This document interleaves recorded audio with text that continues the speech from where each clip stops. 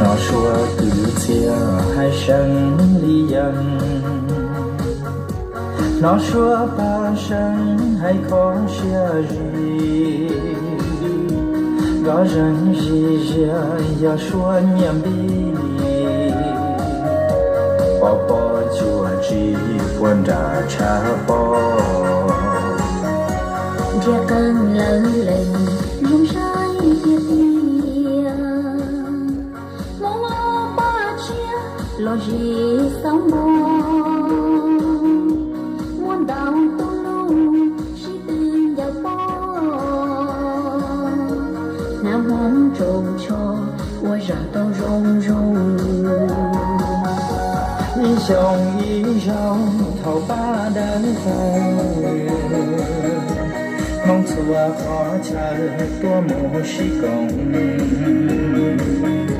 Nó chia bê trong đời bê hơi mong.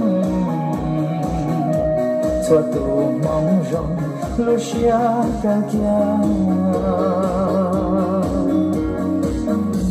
Mong chia bê chào yêu mong tân cử. Ủa bò tó chân thế giờ tối chia. Mong cho lo lắng đau thương đau tìa. Mong lũ dòng chia lo gì cơn đau.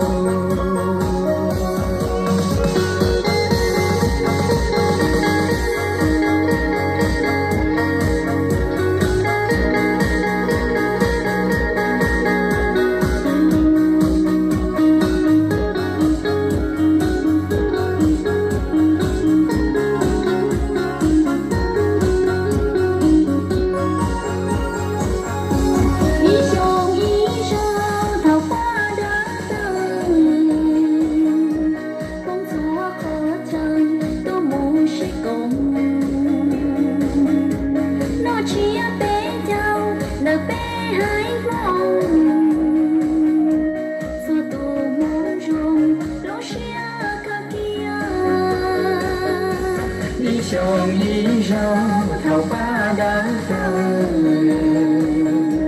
Mong xua khó chờ tua mù sĩ công. Nó chia bê trong đời bê hơi mong. Xua tù mong rong lúc xia cơn kia. Mong chia bê trong do mong cân cử. Ủa bò tó chân thế giờ tối chia. Mong cho lo lắng đau thân đau tìa. Mong lũ dòng chia lo gì cơn đau. Mong lũ dòng chia lo gì cơn đau.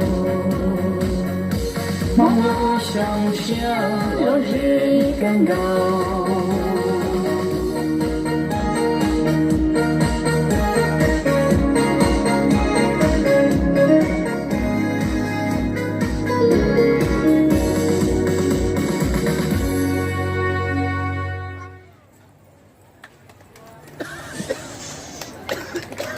Để khép lại chương trình thì